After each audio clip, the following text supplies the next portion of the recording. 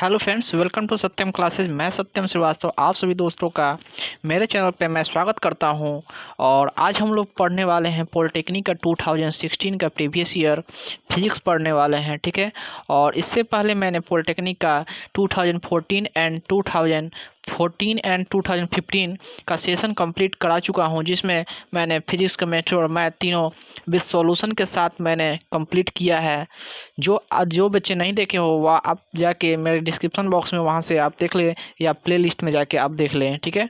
और आज का जो हमारा सेशन है वो 2016 का है फिजिक्स। तो चलिए दोस्तों शुरू करते हैं फिजिक्स, ठीक है। फिजिक्स में मैं जहाँ तक हो सकेगा मैं न्यूमेरिकल मैं करा दूंगा, ठीक है। और जो न्यूमेरिकल आपको समझ में ना आए एक बार ज़रूर कमेंट करें। साथ ही साथ यहाँ पे जो मतलब एक नंबरिया है, MCQ है, ठीक है। जिसको मतलब आप रट जाओ तो अच्छा होगा, या तो आप एक पूरा थ्योरी पढ़ लो तो आपको अच्छा समझ में आएगा, ठीक है दोस्तों। तो चलिए शुरू करते हैं। जो हमारा फर्स्ट क्वेश्चन है यहाँ पे कि बहुत ही आसान क्वेश्चन है, 10th लेवल का क्वेश्चन है कि जब कोई वस्तु उत्तल लेंस के फोकस पर आती है तो प्रतिबिंब कहाँ बनता है, मतलब इमेज कहाँ बनेगा, ठीक है। तो इमेज जानते हो यहाँ पे अनंत पे ही बनता है। और हमें 10th क्लास में ही पढ़ना है कि पूरी थ्योरी के बारे में, ठीक है। तो एक बार थ्योरी जरूर आप पढ़ लो, ठीक है। थ्योरी यहाँ पे मैं ऐसा नहीं समझाऊंगा। नेक्स्ट क्वेश्चन है, 2 नंबर क्वेश्चन है कि प्रतिध्वनि स्पष्ट सुनाई पड़ने के लिए ध्वनि का परावर्तन कम से कम परावर्तन करने वाली सतह को श्रोता से होना चाहिए। कितनी दूर होनी चाहिए दोस्तों? तो कम से कम 16.5 मीटर की दूरी पर होना चाहिए, ठीक है दोस्तों। नेक्स्ट क्वेश्चन, हाँ यहाँ पे है क्वेश्चन जो न्यूमेरिकल से है, ठीक है। तो न्यूमेरिकल से 3 नंबर जो क्वेश्चन है कि 220 वोल्ट पर कार्य करने वाला एक हीटर 5 एम्पियर धारा लेता है, ठीक है। 220 वोल्ट पर कार्य करने वाला, जैसे कि यहाँ पे जो हमारा वोल्ट कितना है तो वो है 220 वोल्ट है, ठीक है दोस्तों। और यहाँ पे जो हमारा आई है वो जो है 5 एम्पियर है, 5 एम्पियर है, ठीक है दोस्तों। थोड़ा मेरा पेन ये है, मिस्टेक कर रहा है, ठीक है। और यहाँ पे जो समय लग रहा है वो टी लग रहा है 10 मिनट, ठीक। तो हमें भी मालूम है, आई मालूम है और टी मालूम है। तो यहाँ पे हम एक क्या निकालना क्या है, उत्पन्न ऊष्मा का परिमाण निकालना है। तो यहाँ पे एक फार्मूला आएंगे कि W इक्वल टू उत्पन्न ऊष्मा का परिमाण का फार्मूला होता है कि W इक्वल टू होता है VI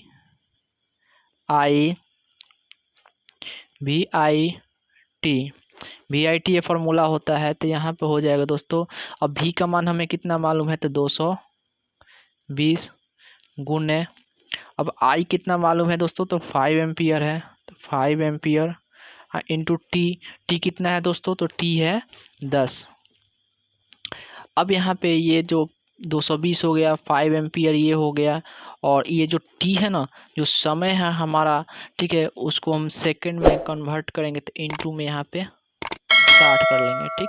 तो 60 जब कर लेंगे तो ये हमें आंसर क्या देगा, तो ये हमें आंसर देगा 66 इंटू 10⁴ आंसर देगा जब आप इसको मल्टीप्लाई करोगे, ठीक है दोस्तों। तो देखते हैं ऑप्शन नंबर कितना सही है। तो 66, या इसको मैं ऐसे बोल सकते हैं 6.6 इंटू 10⁵ भी बोल सकते हैं, ठीक है दोस्तों। तो देखते हैं कौन सा ऑप्शन दिया है। हाँ यहाँ देखो तो ऑप्शन नंबर यहाँ पे हो जाएगा 6 इंटू 6 इंटू 10⁵ जूल। तो यहाँ option number D is the right option, ठीक है दोस्तों। नेक्स्ट क्वेश्चन है हमारा, ये भी न्यूमेरिकल से है। 4 नंबर क्वेश्चन है कि एक क्षौर चुंबक का आघूर्ण 1000 यदि एक क्षैतिज तल में घूमने के लिए स्वतंत्र हो तो चुंबकीय मोटर से 60 डिग्री से घूर्णन करने में कितना कार्य करना पड़ेगा। यहाँ पे वर्क बताने, तो यहाँ पे एक फार्मूला लगाएंगे दोस्तों। वो फार्मूला होगा कि W इक्वल टू M, ठीक है, और 1 माइनस cos थीटा, ठीक है। ये फार्मूला का हम यूज करेंगे, जिसमें हमें बल आघूर्ण ये मालूम है, ठीक है, बल आघूर्ण मालूम है, और साथ ही साथ हमें 60 डिग्री पे घूम रहा है ये भी मालूम है। तो यहाँ पे दोस्तों हो जाएगा, जैसे कि मान लो मास हमें नहीं मालूम है, ठीक।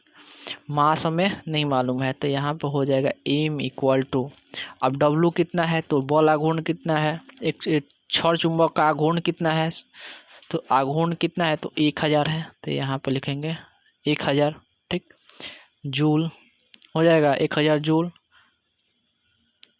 उसके बाद यहाँ पे देखो दोस्तों कि m जो हमारा इतना है, अब b, तो b जो है वो कितना है तो b है 4, b है 4 हो जाएगा। यहाँ पे हमारा मान दे चुका है b का, b 4 इंटू 10⁻⁻5 दिया है, 4 इंटू 10⁻⁻5 यहाँ पे देख लीजिए ये दिया हुआ है, ठीक।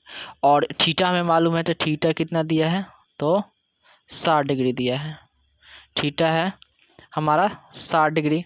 अब इतना जब मालूम है, एम मालूम है, बी मालूम है, ठीक है, और क्यू मालूम है, तो बस हमें करना क्या है तो इस फॉर्मूला पे क्या करना है, पुट करना है कि W इक्वल टू एम, यहाँ सॉरी बी होगा, W equal to M B 1 minus cos theta. अब इस फॉर्मूला पे मैं पुट करता हूँ, नेक्स्ट यहाँ पे मैं इसको पुट करूँगा जब, तो यहाँ हो जाएगा W इक्वल टू 1000 इंटू हो जाएगा 4 इंटू 10⁻⁻5।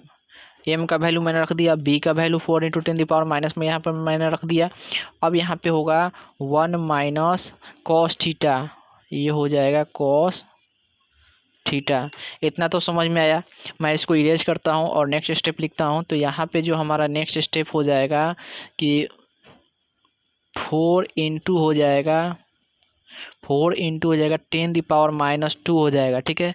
और वहाँ पे हम जानते हैं कि 1 माइनस कॉस 60 का वैल्यू होता है 1/2, ठीक है, तो 1/2 होता है, तो यहाँ पे हो जाएगा दोस्तों 4 इंटू 10⁻⁻2 इंटू में हो जाएगा 1/2। जब इसको आप सब्ट्रैक्ट करके आप फ्रैक्शन कीजिएगा तो इतना आएगा। तो अब यहाँ से हम 2 से इस 4 को काट सकते हैं, 2 2 निका 4, ठीक। तो जब ये कट गया तो हमारे पास बचा क्या, तो बचा यही कि 2 इंटू 10⁻⁻2 जूल। अब देखते हैं इतना आंसर है या नहीं, यही हमारा क्या होता है कार्य हुआ, ठीक है, वर्क हमारा निकल के आया, यही ना निकाल रहे थे हम लोग, तो यही निकल के आया 2 इंटू 10⁻⁻2 जूल। देखते हैं ऑप्शन में है या नहीं। हाँ देखिए सी नंबर राइट ऑप्शन है। जो आपको न्यूमेरिकल ना समझ में आए एक बार ज़रूर बोले, कमेंट बॉक्स में कोशिश किया जाएगा कि उसको दोबारा से समझाया जाए। नेक्स्ट क्वेश्चन है कि न्यूनतम विशिष्ट प्रतिरोध वाला धातु है, और न्यूनतम विशिष्ट वाला प्रतिरोध वाला जो धातु है ना वो है चांदी। पारा तो है नहीं, तांबा तो है नहीं, इसलिए सबसे न्यूनतम विशिष्ट प्रतिरोध वाला होता है चांदी। इसे तो ये सब याद कर लो, इसमें कुछ खास है या नहीं, ठीक है। नेक्स्ट क्वेश्चन देखते हैं दोस्तों, 6 नंबर क्वेश्चन है।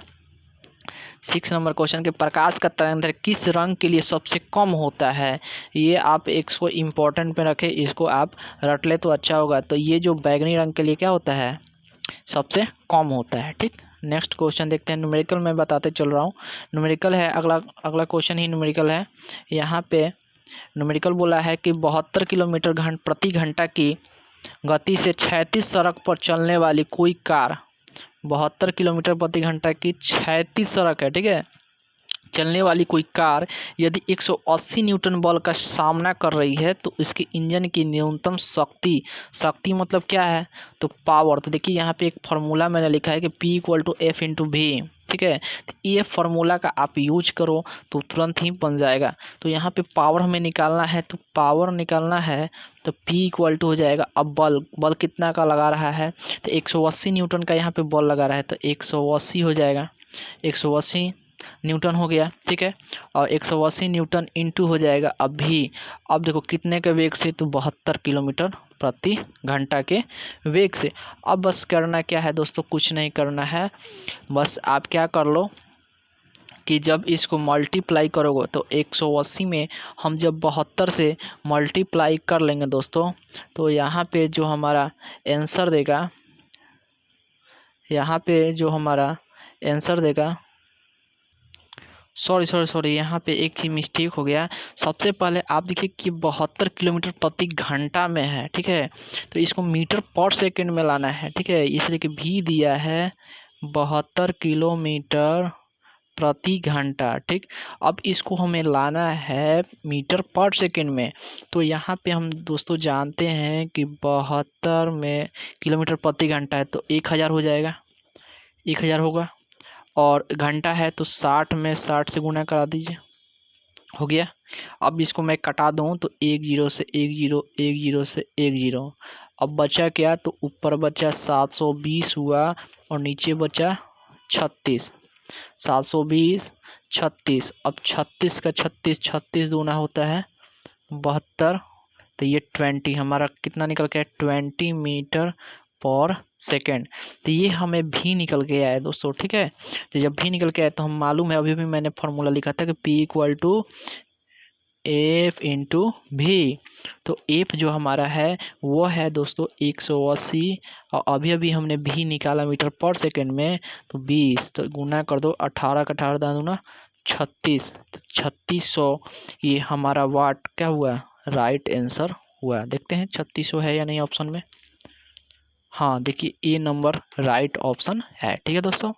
नेक्स्ट क्वेश्चन 8 नंबर क्वेश्चन है कि पृथ्वी के लिए पलायन वेग का मान होगा यदि पृथ्वी की त्रिज्या दे चुकी है और जी का मान दे चुका है, ठीक। तो यहाँ पे दोस्तों जब पलायन के वेग का बात करता है तो यहाँ पे हम निकालते हैं भी ई इक्वल टू होता है √2g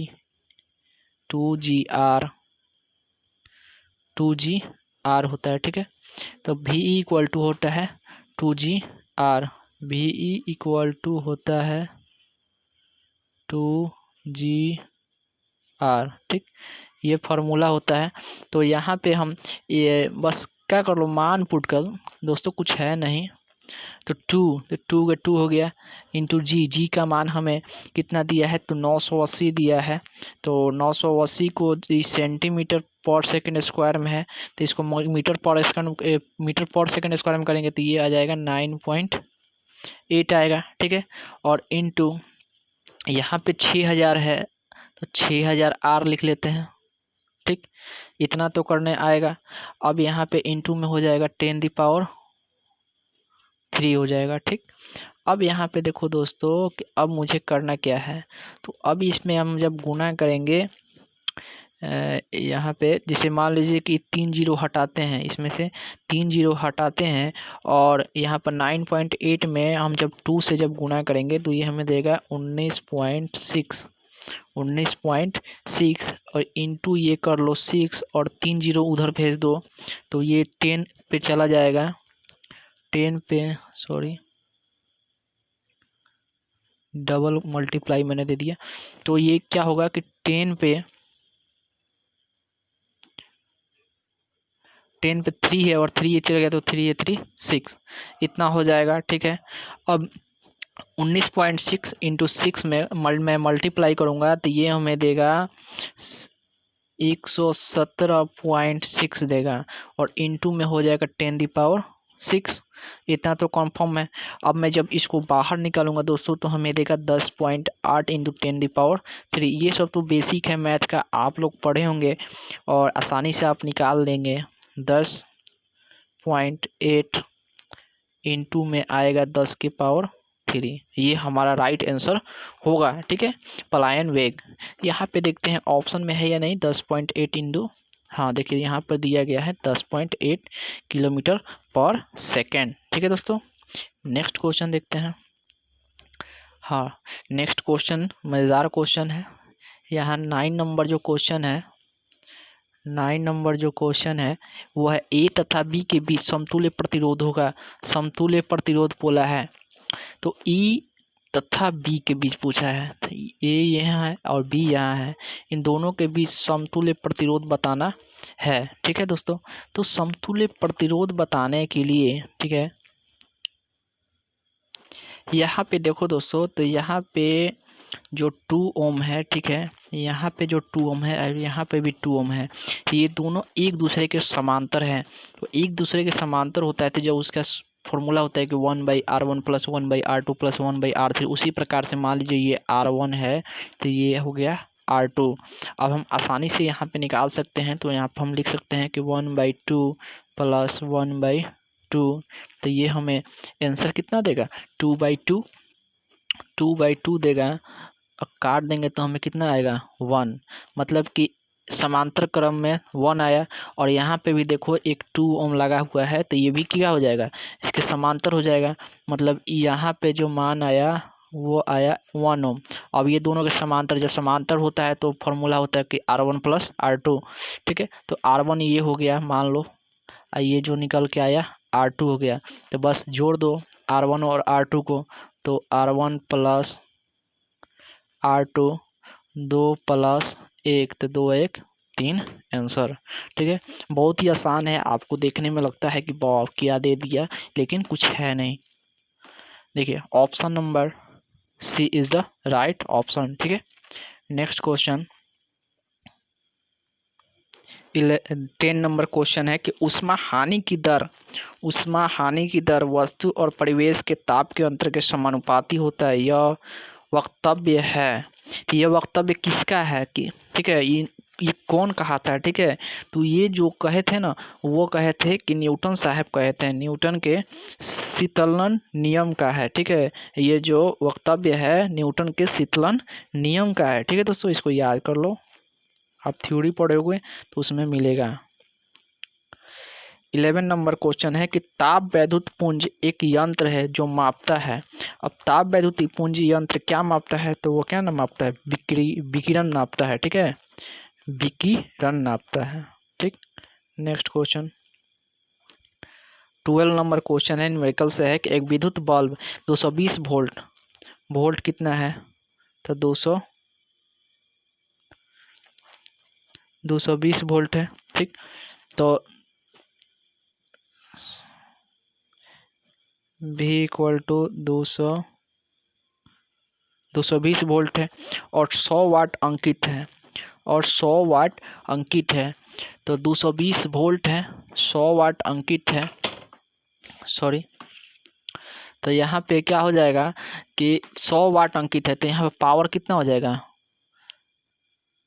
पावर हो जाएगा 100 वाट अंकित हो गया, माने वोल्टेज इतना हुआ, पावर इतना है। ठीक है, तो यहाँ पे हमें निकालना क्या है कि शक्ति क्या बताना है, खर्च शक्ति कितनी है। ठीक, तो खर्च शक्ति कितनी है, तो उसमें जो प्रवाहित धारा है उस प्रवाहित धारा को हम निकालेंगे। तो I = फॉर्मूला होता है दोस्तों कि I = होता है P/V।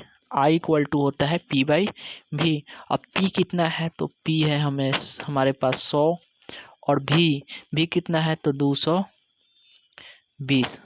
ठीक, तो अब एक जीरो से एक जीरो काट दो, तो ये हमारे पास बचेगा 10/22। अब इसको और काटेंगे तो हमारे पास मिलेगा ये 5, ये मिलेगा 11, मतलब 5/11 एम्पियर ये हमारा मिला। ठीक है, धारा ये हमें मिला, प्रवाहित धारा मतलब कितना धारा इसमें क्या हो रहा था, प्रवाह हो रहा था, अभी निकला नहीं है। ठीक है दोस्तों, अभी आंसर आया नहीं है, क्योंकि हमें पूछा है खर्च की शक्ति। तो मान लो कि जब इसे, ठीक है, जब इसे मान लो 110 वोल्ट पर चलाया जाए। ठीक, बोला है कि जब इसे, यहाँ पे बोला है ना 110 वोल्ट पर, मैं इसको थोड़ा दूसरा कलर लेके दिखाता हूँ। यहाँ देखो 110 वोल्ट पर चलाया जाए जब इसे, ठीक है, जब इसे 110 वोल्ट पर चलाया जाए तो खर्च शक्ति, तो यहाँ पे देखो जो नया वोल्ट होगा वो हो जाएगा 110। तो यहाँ पे एक फॉर्मूला आएंगे P = VI हमें, तो भी हमें मालूम है कि यहाँ पे 110 पे जलाया जा रहा है, और I हमने अभी निकाला है 5/11। जब इसको मैं काटूंगा तो ये हमें देगा 10 और 10 बचे 50। तो ये 50 वाट जो होगा ये हमारी खर्च होगी जब 110 वोल्ट पे क्या किया जाएगा, उस विद्युत बल्ब को जलाया जाएगा। तो ये देखते हैं 50 वाट ऑप्शन में है या नहीं। हाँ, option number D is the right option. ठीक है दोस्तों, नेक्स्ट जो क्वेश्चन है हमारा, सॉरी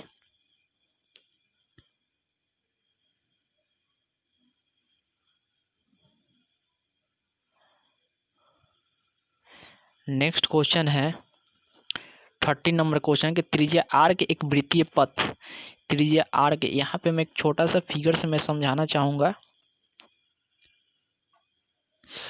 यहाँ पे एक वृत्त है, ये ओ है, ठीक है।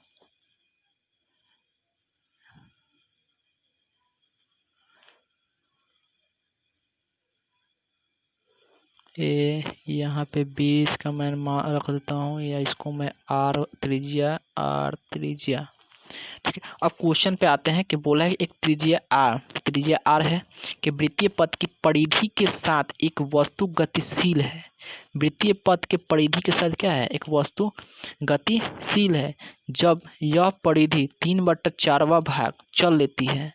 कितना भाग चल लेती है दोस्तों, तो 3/4 भाग चल लेती है।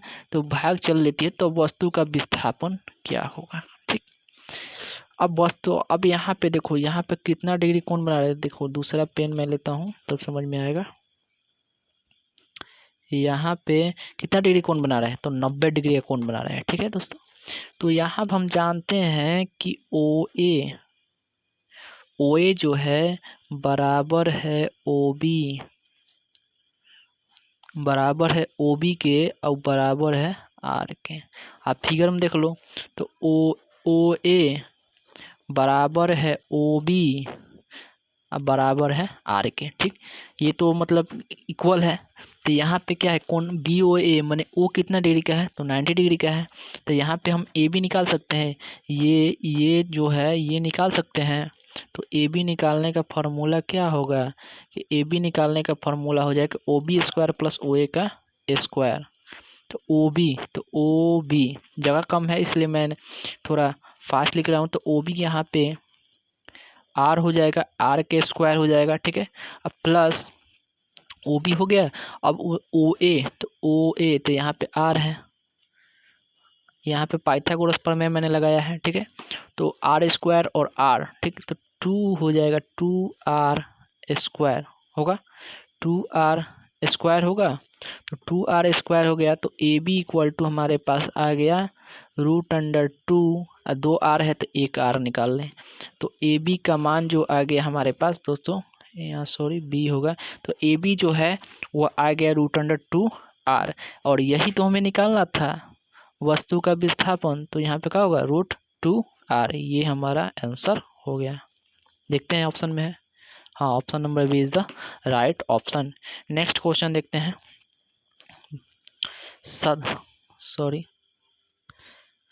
एक साधारण आँख के लिए स्पष्ट दृष्टि की न्यूनतम दूरी है, एक साधारण आँख के लिए स्पष्ट दूरी की न्यूनतम तो 25 सेंटीमीटर, ये आप लोगों ने पढ़ा होगा। नेक्स्ट क्वेश्चन है कि 15 नंबर क्वेश्चन है कि एक अवतल लेंस की फोकस दूरी 0.25 मीटर है, तो इसकी शक्ति क्या होगी। मतलब कि यहाँ पे दोस्तों पूछा है पावर, ठीक। तो यहाँ पे जो फोकस दूरी है वो अवतल में, तो अवतल में क्या होता है, माइनस में होता है ना। तो यहाँ पे जो एफ हो जाएगा वो हो जाएगा -0.25 मीटर, 0.25 मीटर, ठीक है। तो यहाँ पे हमें क्या ज्ञात करना है, तो शक्ति, तो पावर, तो P = 1/f, ये फार्मूला होता है P = 1/f। अब यहाँ पे ये फार्मूला का यूज कर लो। तो यहाँ पे 1/f का मान जो है माइनस है 0.25, 1/0.25। अब इसको मैं जो पॉइंट इसको हटाऊंगा तो ऊपर हो जाएगा 100। ये तो आता होगा आप लोगों को, पॉइंट जो भी है हटाने का, ठीक है। ये तो आप लोगों मैथ में पढ़े होंगे।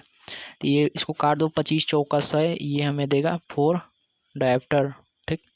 ये हमें देगा -4 डायप्टर, और यही हमारा क्या होगा, आंसर होगा। हमारी पावर इतना -4 डायप्टर। देखते हैं ऑप्शन में है, हाँ option number D is the right option. Next question देखते हैं। सूर्य से सबसे नज़दीक स्थित ग्रह है, तो सूर्य से सबसे नज़दीक जो ग्रह है ना वो बुध है, ठीक। नेक्स्ट क्वेश्चन, 20 जूल गतिज ऊर्जा मतलब काइनेटिक एनर्जी, ठीक है। 20 जूल काइनेटिक एनर्जी वाले 100 ग्राम द्रव्यमान की एक वस्तु का संवेग होगा, ठीक है। तो यहाँ पे जो दोस्तों काइनेटिक एनर्जी दे चुका है, तो यहाँ पे लिख लो कि के ई यहाँ पे दे दिया है 20 जूल। के यहाँ पे दिया है 20 जूल और एम जो दिया है वो दिया है 100 ग्राम। एम दिया है 100 ग्राम, ठीक। तो यहाँ पे दोस्तों कि 100 ग्राम में दिया है तो उसको केजी में कन्वर्ट कर लो, तो यहाँ पे हो जाएगा 1000 से भाग करेंगे ना, तो ये 3 जीरो से 3 जीरो कट गया, तो ये हमारे पास बच जाएगा या 1/10 केजी बच गया, ठीक। इतना हुआ, आप इतना केजी बचा लिए। अब यहाँ पे हमें क्या निकालना है कि संवेग क्या होगा। संवेग क्या होगा, तो हमें दिया है काइनेटिक एनर्जी 20 जूल है, तो काइनेटिक एनर्जी जब 20 जूल है तो यहाँ पे सबसे पहले वेलोसिटी निकाल लो। काइनेटिक एनर्जी इक्वल टू होता है 1/2 mv का स्क्वायर, यही ना फॉर्मूला होता है। तो काइनेटिक एनर्जी पहले से दे चुका है, तो 20 जूल बराबर होगा 1/2 इंटू एम का मान हमें अभी मालूम चला है 1/10 है, तो 1/10 इंटू भी तो हमें निकालना है, ठीक। भी हमें निकालना है। अब यहाँ पे देखते हैं दोस्तों, तो भी हमें निकालना है, तो यहाँ देखो, तो यहाँ पर 10 टू या 20 हो गया, ठीक। और 20 ये 20 हो गया, 20 यहाँ पे, तो भी स्क्वायर इक्वल टू हो जाएगा 20 इंटू 20, तो ये देगा 400।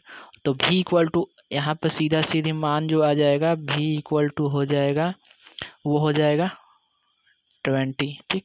तो जब भी हमारे पास 20 आ गया तो हमें निकालना क्या है, संवेग निकालना है, ठीक। हमें निकालना है संवेग। तो संवेग जो होता है P इक्वल टू, जो फार्मूला होता है P इक्वल टू है m इंटू भी, ये फार्मूला होता है, ठीक है दोस्तों। तो यहाँ पे हमारे पास m अभी अभी मालूम चला है, ऊपर के 1/10 होता है, तो 1/10 इंटू में भी है 20 है।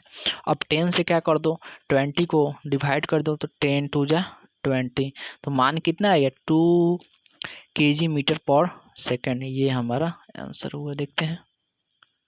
हाँ देखो, यहाँ पे option number A is the right option, ठीक है दोस्तों। नेक्स्ट क्वेश्चन देखते हैं। 18 नंबर क्वेश्चन है कि एक वस्तु का अधिकतम भार होता है, कोई भी एक वस्तु है उसका अधिकतम भार कितना होता है, ठीक है दोस्तों। तो यहाँ पे जो ऑप्शन नंबर हो जाएगा ए इज द राइट ऑप्शन होगा, क्योंकि पृथ्वी के केंद्र पर जो वस्तु का भार होता है वो अधिकतम होता है, ठीक है। नेक्स्ट क्वेश्चन देखते हैं कि पृथ्वी के गुरुत्वीय क्षेत्र के बाहर, पृथ्वी का जो ग्रेविटेशनल एरिया होता है, ग्रेविटेशनल एरिया से जो बाहर निकलने के लिए पिंड का न्यूनतम प्रारंभिक वेग कितना होना चाहिए, तो वो होना चाहिए 111.2 किलोमीटर पर सेकेंड होना चाहिए। तब आप क्या कर सकते हैं, पृथ्वी के गुरुत्वीय क्षेत्र से बाहर निकल सकते हैं, ठीक है दोस्तों। सॉरी, नेक्स्ट क्वेश्चन है वो हमारा 20 नंबर क्वेश्चन कि प्रकाश वर्ष किसका मात्रक है। तो ये तो आप लोग पढ़े होंगे 10th में, बहुत ही बार पढ़े होंगे, दूरी का, ठीक है।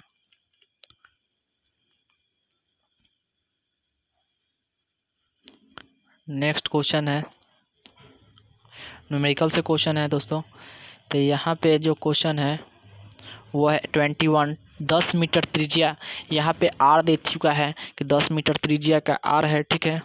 और त्रिज्या वाले वृत्ताकार पथ पर नियत वेग से घूमती हुई वस्तु पर 1 न्यूटन बल लगाया जाता है, तो उसकी गतिज ऊर्जा मतलब काइनेटिक एनर्जी हमें बताना है, ठीक है। तो यहाँ पे जो दिया गया है 10 मीटर त्रिज्या दे दिया गया है, ठीक। तो हमें काइनेटिक एनर्जी के लिए क्या क्या चाहिए, तो यहाँ पे तो फोर्स हमें मालूम है, तो बल दिया है, तो 1/2 mv का स्क्वायर, हमें क्या चाहिए, द्रव्यमान चाहिए और वेग चाहिए, तो ये तो मालूम नहीं है। हमें क्या दिया, त्रिज्या दिया है और बल दिया है, त्रिज्या और बल। तो यहाँ पे एक क्या करेंगे कि अभिकेंद्रित बल निकालेंगे, ठीक है। अभिकेंद्रित बल का जो फॉर्मूला होता है दोस्तों, वो होता है F इक्वल टू होता है mv का स्क्वायर बट्टा में होता है R। तो हम अभिकेंद्रित बल जब निकालेंगे तो सॉरी, यहाँ इक्वल टू नीचे मैं लिखता हूँ, अच्छा रहेगा। तो यहाँ पे जो F है हमारे पास वो है 1 न्यूटन का, ठीक।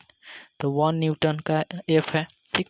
तो 1 न्यूटन इक्वल टू जो हो जाएगा ना एम वी का स्क्वायर, तो एम तो हमें मालूम नहीं है, वी भी हमें मालूम नहीं है, तो यहाँ पे जो हो जाएगा वो हो जाएगा एम वी का स्क्वायर। अब बाई में आर है, ठीक, तो आर हमें मालूम है 10, तो यहाँ से हो जाएगा एम वी का स्क्वायर इक्वल टू 10 न्यूटन, ठीक। एम वी का स्क्वायर इक्वल टू हमारे पास आ गया 10 न्यूटन। तो अब हमें ज्ञात क्या करना है, तो हमें ज्ञात करना है गतिज ऊर्जा, ठीक। तो गतिज ऊर्जा इक्वल टू होता है काइनेटिक एनर्जी इक्वल टू होता है के इक्वल टू 1/2 एम वी का स्क्वायर। अब यहाँ पे 1/2 और एम वी का स्क्वायर अभी अभी हम लोगों ने निकाला है कि 10 न्यूटन होगा, न्यूटन नहीं, यहाँ पे सॉरी दोस्तों जूल हो जाएगा, यहाँ पे जूल होगा। तो यहाँ 10 2 से काट दो, 2 5 10, तो यहाँ पे जो 5 जूल आया ना वही राइट आंसर होगा, ठीक है। देखते हैं ऑप्शन में है नहीं, हाँ, option number C is the right option. Next देखते हैं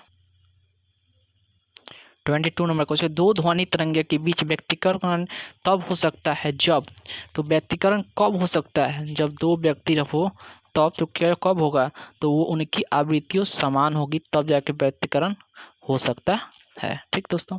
नेक्स्ट क्वेश्चन देखते हैं, न्यूमेरिकल है, फिर न्यूमेरिकल यार पूरा डाला है यहाँ पे 23 10 kg भार तनी आधा मीटर लंबी डोरी, तनी, ठीक है, 10 kg भार तनी आधा मीटर लंबी डोरी, तनी आधा लीटर माने तना हुआ, ठीक है, तना हुआ आधा लीटर जो डोरी है, ठीक है, वो क्या है, तो डोरी द्वारा स्वर की आवृत्ति क्या होगी जब 1 मीटर लंबी डोरी का भार 2.45 ग्राम है। अब आवृत्ति ज्ञात करना है दोस्तों, ठीक है, तो ये क्वेश्चन आवृत्ति को हम क्या मानते हो, तो एन मानते हैं, ठीक है। तो एन इक्वल टू जो यहाँ पे हो जाएगा हमारे पास, तो हमारे पास दिया क्या है, भार दे दिया है और एक डोरी की लंबाई की भार दे चुका है। तो मैं इसको बनाऊंगा नहीं, मैं यहाँ पे एक फार्मूला देता हूँ, आप उसे बनाएं, नहीं बनता है तो मैं उसको बताऊंगा, ठीक। तो यहाँ पे आप फार्मूला मेरे से ले लें, वो फार्मूला होगा, सॉरी, वो फार्मूला होगा एन इक्वल टू हो जाएगा आवृत्ति इक्वल टू 1/2L, ठीक, और रूट अंडर T/M। ये फार्मूला आप लगा के बनाएं, नहीं बनता है पहले एल आप निकालिएगा, एल निकालिएगा, उसके बाद जो हमारा टी है वो टी जो कि हो जाएगा कि आधा 10 kg भार है तो वहाँ पे वो हो जाएगा, ठीक है, आप निकालना, ठीक है, नहीं निकलेगा तो मैं बताऊंगा, ठीक। नेक्स्ट क्वेश्चन, ताप बढ़ाने पर गैसीय माध्यम में ध्वनि का वेग, ताप बढ़ाएंगे जब गैसीय माध्यम, गैस के माध्यम में अगर ताप को हम बढ़ाएंगे तो क्या होगा, ठीक है, तो ताप को जब बढ़ाएंगे ना तो वो बढ़ता है, ठीक है। नेक्स्ट क्वेश्चन, किस ताप पर हवा में ध्वनि का वेग 0 डिग्री सेल्सियस पर ध्वनि के वेग का दुगुना हो जाएगा, ठीक है।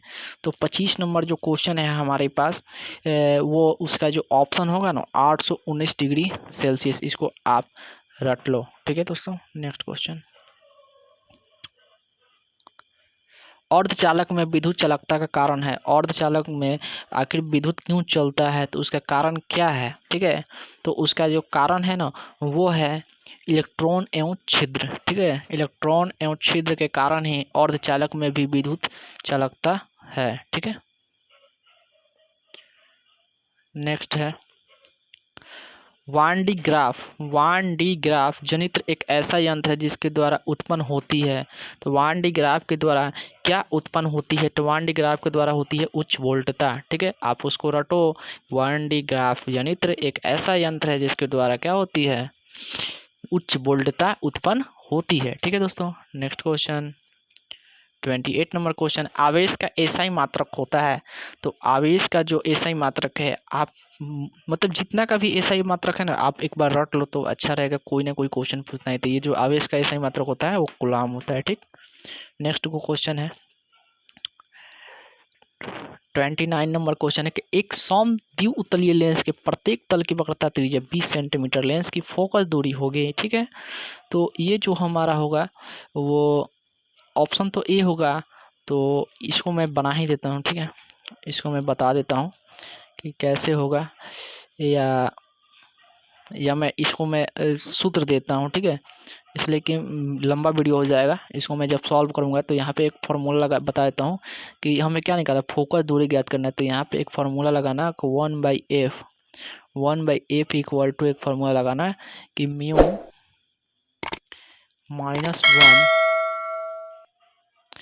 माइनस वन हो जाएगा 1/r1 माइनस 1/r2। ठीक, ये फार्मूला के आप बना सकते हो, जिसमें यहाँ पे जो वक्रता त्रिज्या दिया है 20 सेंटीमीटर, एक r1 20 हो जाएगा, एक जो r2 हो जाएगा। तो जो r1 जो आप मानिएगा ना, r1 जो मानिएगा वो +20 मानिएगा एक बार। ठीक, और r2 जो मानिएगा ना तो उसको मानिएगा -20। ठीक, एक बार प्लस में तो एक बार माइनस में आप उसको मान लीजिएगा, और जो उसका जो म्यू आएगा ना, म्यू, ठीक है, वो हो जाएगा 1.5 हो जाएगा। ठीक, 1.5। अब मैं तो सब बता दिया। ठीक है, r1 r2 और mu, तो बस इसमें आप रख लो, और रखने के बाद आपका जो आंसर जो आएगा मैं बता देता हूँ। आंसर जो आएगा वो 20 सेंटीमीटर होगा। ठीक है दोस्तों, यहाँ पे देखो अपवर्तनांक जो, अब कोई बोले कि अपवर्तनांक सर कैसे आप बताएं, तो अपवर्तनांक यहाँ पे देखिए 1.5 दे चुका है। ठीक है, म्यू जो है दे चुका है। तो ये सोचने की बात नहीं है कि कहाँ से मैंने लिख के दे दिया। ठीक है, सब इसी में है यार। देखो दोस्तों, आज का जो लास्ट जो क्वेश्चन है हमारा 30 नंबर क्वेश्चन है। तो ये लास्ट करते करते मैं एक बात बोलना चाहता हूँ कि अगर आपको मेरा सेशन पसंद आए तो आप लाइक और कमेंट एंड शेयर, और साथ ही साथ सब्सक्राइब जरूर करें। ठीक है, और बस इतना ही। लास्ट नंबर देखते हैं, क्वेश्चन 30 नंबर क्वेश्चन। 30 नंबर जो क्वेश्चन है कि बिग बैंग का सिद्धांत किसने बनाया। बहुत ही अच्छा क्वेश्चन है कि बिग बैंग का सिद्धांत किसने बनाया। तो बिग बैंग का जो सिद्धांत है ना, हेबल ने बनाया था। ठीक है, हेबल ने। ओके दोस्तों, थैंक यू। आज के लिए बस इतना ही। नेक्स्ट वीडियो में लाऊंगा केमिस्ट्री का। ठीक है, 2016 का। ठीक है, 2016 का हमारा केमिस्ट्री का सेशन होगा। ठीक है, तब तक के लिए।